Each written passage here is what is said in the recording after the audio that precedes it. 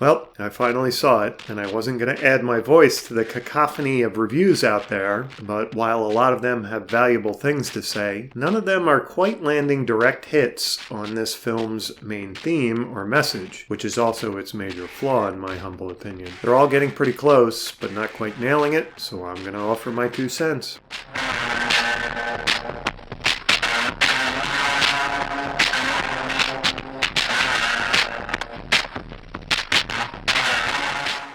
Before I get to my critique, let's take care of some necessary digressions. First of all, there are spoilers galore ahead, so tune out if you haven't seen it yet and don't want to know what happens in the film before watching it. And let's get right to the question of whether or not it's worth seeing, if you should go see it. Yes, it is, and you should. I take issue with what I see as the main premise, as I've mentioned, but it's otherwise some rather classic and seminal filmmaking. It's well done from a cinematography and acting and character development perspective. Now, it's not quite as lavish as Tim Burton's Batman, but there are some truly iconic comic book scenes, imagery, and devices in this movie. First, there's the super rat infestation pouring out of the sewers at the outset, which is something right out of the pages of a superhero comic. And the depressing, crumbling, impoverished urban environment is so ever present, it's almost like a separate character walking around in the background throughout the movie. It reminded me of the cynical representations of dirty, cutthroat city life you could find in the pages of a lot of comic books from the 1970s and 1980s. It did a really good job, I thought, of drawing the viewer into the sad reality of living in such surroundings, much like those comic books did when I was a kid. I hated city life then, and I still do, though, so maybe I'm pre-programmed or biased to fall for such depictions. It was also effective at making me feel legitimately uncomfortable during the Joker's socially awkward moments. And I know this will probably get me in hot water with comic book purists, but it even worked for me as an origin story for the Joker. And we all know how those origin stories usually pan out, or more to the point, do not pan out. Take as an example the flop that was Anakin Skywalker's origin story in the Star Wars prequels. It wasn't until the third and final installment when things involving Darth Vader mercifully started making at least a little bit of sense. Now, I used to read comics like Hate by Pete Bagg during my liberal hipster days in the 90s, but as far as superhero comics go, I haven't read them since I was a kid, and I mostly read Marvel, not DC, so I can't reliably speak to DC Universe canon, but it seems this movie is forcing quite a different trajectory for both Batman and the Joker than we're all used to. I understand a lot of people are upset about what this movie means for an underworld Kingpin Joker character, and I'll talk some more about this later on in this video. Joaquin Phoenix's acting was as good as advertised. Enough has been made of that elsewhere, however, so there's really not much point to me delving into it again here, other than to reiterate that his performance was indeed brilliant. And in keeping with one of the film's more center-left themes, which would be that of free speech. Now, the film isn't completely far left, although I'm going to criticize one of its more far left aspects. It would be thoroughly unwatchable if it were totally far left. Anyway, in keeping with one of its more center-left themes of free speech, there are a few genuinely dark comedic moments, such as when a midget trying to get away from a blood-soaked Joker who has just murdered someone can't reach the chain latch on the Joker's apartment door. So he's forced to turn around and fearfully ask the Joker to open it for him. This is obviously somewhat un-PC. Not terribly so, though, and it's about as far down the road of political incorrectness as this movie dares to go. The director apparently has spoken out against cancel culture in real life, but perhaps understandably, this film does not take any serious risks when it comes to challenging the thought police. More on this later in the review as well. So those are some of the good things about it, and reasons why I believe it's worth checking out, worth dropping whatever it costs for a ticket these days in your neck of the woods. And I realize it might seem odd to some that I can go from listing all those pros right into a major con and a scathing takedown of what I see as its central theme. So I should mention that the few movies I do go see these days, I watch in a completely bifurcated mental state. One half of my mind takes it in from a popcorn-munching, somewhat mindless, disbelief fully suspended viewpoint to assess its pure entertainment value, while the other half trains a critical eye on whether or not it is trying to say anything original and relevant about the world around us, and if those statements make any sense at all. Unfortunately for the Joker, the message is mostly gibberish. And now we can move on to the sum and substance part of the presentation.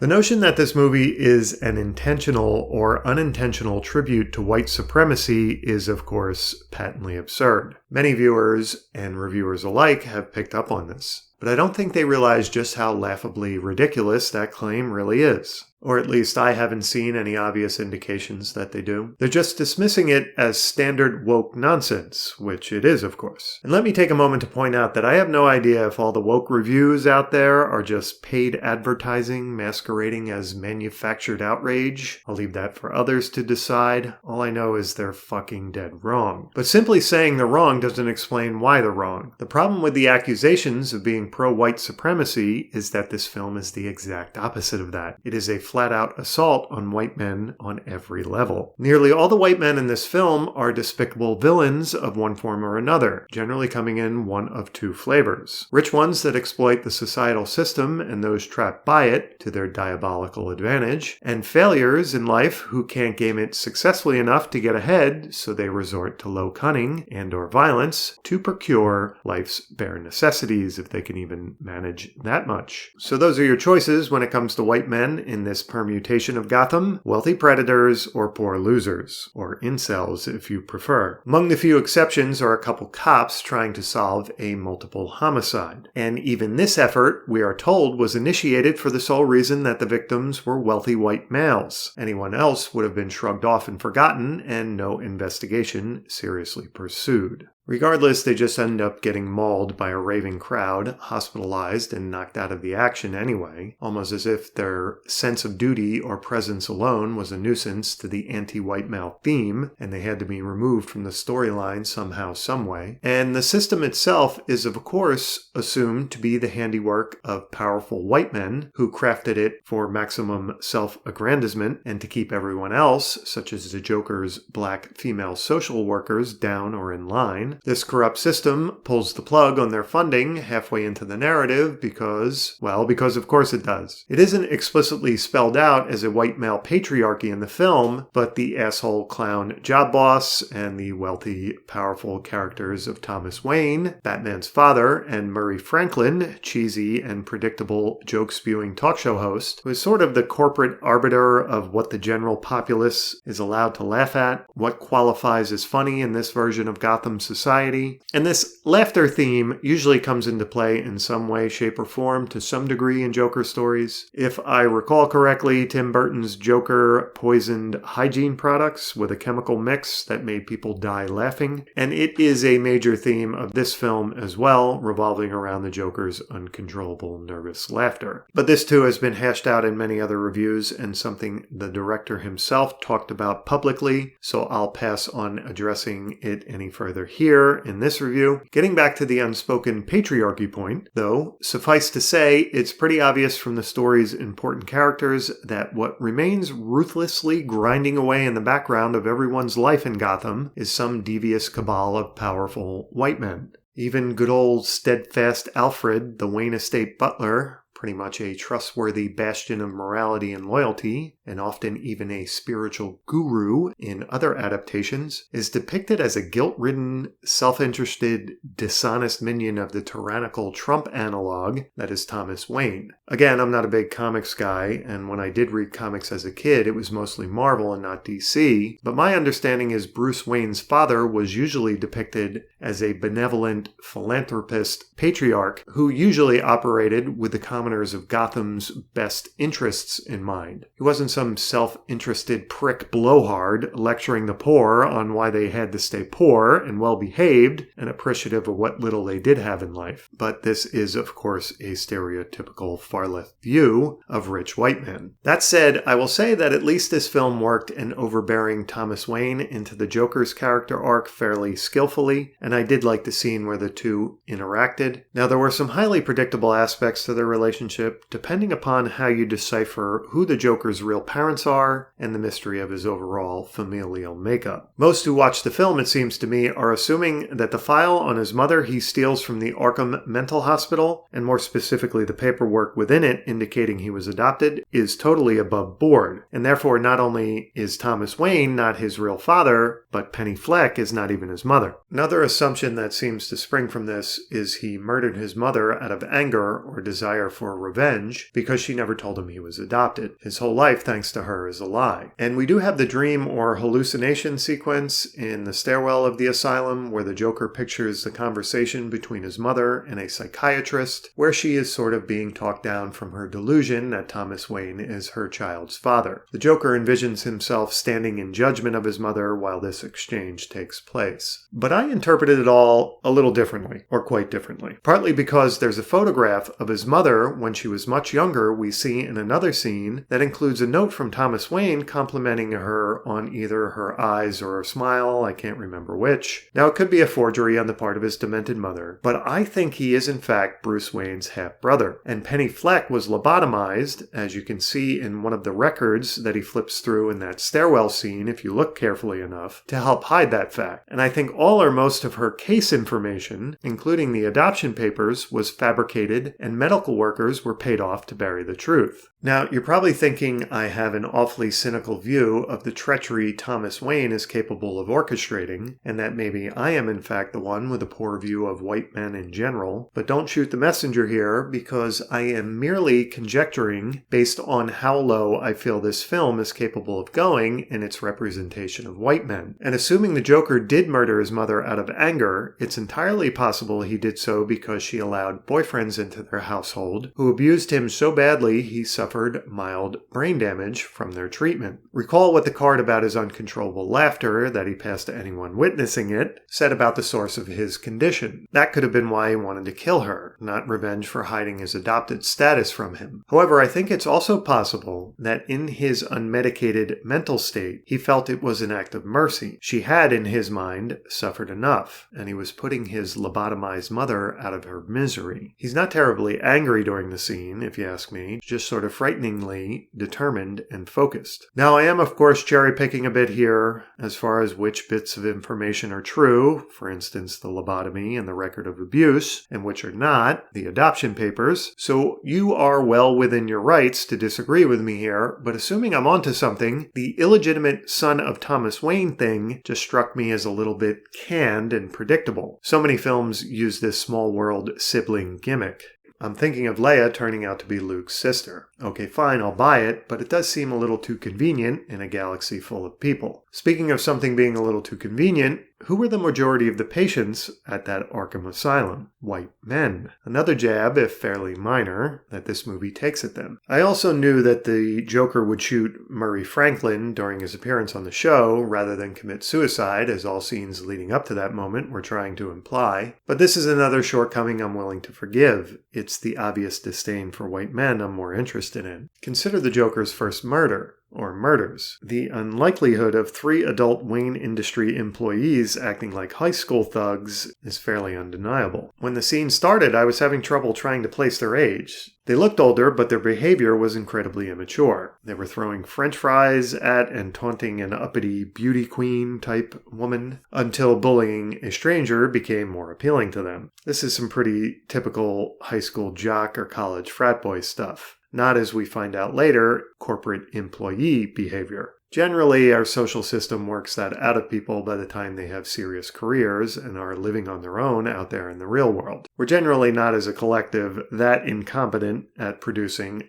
functioning adults. But again, the less critical half of my movie brain can forgive this too, for the sake of the Joker's character development. And what happens when the Joker, a white man, stops taking his medication? He settles into psychotic hallucinations and a violent state which he finds rather satisfying and pleasant. He's finally found his center or happy place as a white man, and it completely jibes with the progressive view of the white male ground state. In the woke progressive mind, white men are the source of most, if not all, violence in the world. Everyone else didn't do nothing. Crime statistics be damned. I suppose it's worth it to take a look at one of those progressive reviews of the Joker and compare it to what I've been saying here in my own review. The stark contrast could be informative. This is from the New York Times, and it's entitled "The Real Threat of Joker is Hiding in Plain Sight." I'll link to an archive of it in the description box below. Or look at how Fleck interacts with others. Fleck is, of course, Arthur Fleck, or the Joker's real identity. He is frequently in conversation with people who occupy a lower rung in society than he does. A state-appointed therapist he sees early on. A state-appointed therapist is on a lower societal rung than a street corner clown who gets beaten regularly. What in the hell? A protective mother who chastises him for playing peekaboo with her son on the bus. His possible love interest, a neighbor who lives in the same building, and the psychiatrist he sees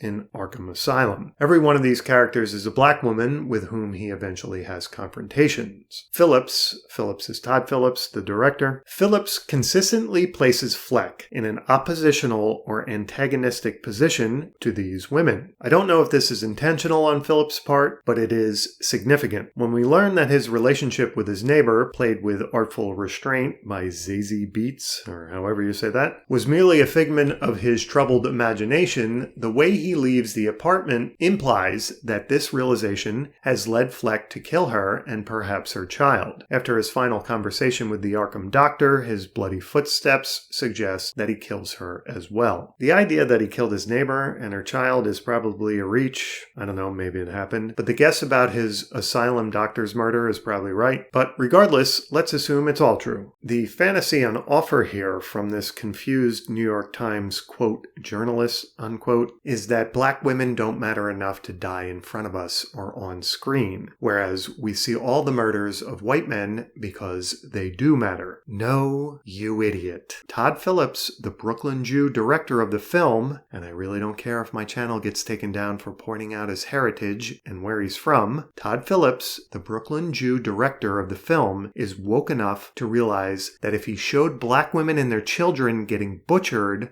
like white men do in the film, audiences would be so offended they'd get up and storm out of the fucking theater. White men can be slaughtered with reckless, gory abandon, and no one will give a damn. In fact, they will cheer it because, as I said, almost every white man in this film is a despicable villain of some form or another. Black women, on the other hand, can get your, quote, racist, unquote, film shut down if you do the same thing to them. It's amazing how many woke people need to wake the fuck up. This is the author of the article. He writes for Slate, too, and the Huffington Post, I'm pretty sure, or at least he did at one time. Anyone surprised? Like I said, I've watched a few other reviews, and Vention MGTOW brought up a great point in his own review, which didn't dawn on me while watching the film. And I think it's fair to include him among the people who feel this version of the Joker violates DC Universe canon, because his point was that the Joker really does nothing to earn his spot at the top of the evil heap, so to speak. And Vention is absolutely right. He doesn't knock off any competitors or scheme his way into the role of underworld kingpin. He just kind of lands in it. I would even go so far as to say the film is suggesting he's just another mediocre white male, as the saying online goes, cashing in on his white male privilege. So even the villainy or criminality of white men in this movie is half-ass and lacking the basic Machiavellian genius of Heath Ledger's Joker. We have to wonder if Arthur Fleck is intelligent enough to outsmart a classically trained and educated Bruce Wayne, who one would expect is about to attend every high-end educational facility known to man. Where is Arthur going to gain the necessary cognitive capacity for the next film and defeating Batman? Leaving the question of Arthur Fleck's IQ aside, however, remember that the Dark Knight trilogy version of the Joker was burning a society worth saving in your average liberal's estimation, one that spares the lives of even lowly violent criminals, thereby passing the purity test of treating all lives as equal and equally valuable. Whereas Joaquin Phoenix's Joker and his leftist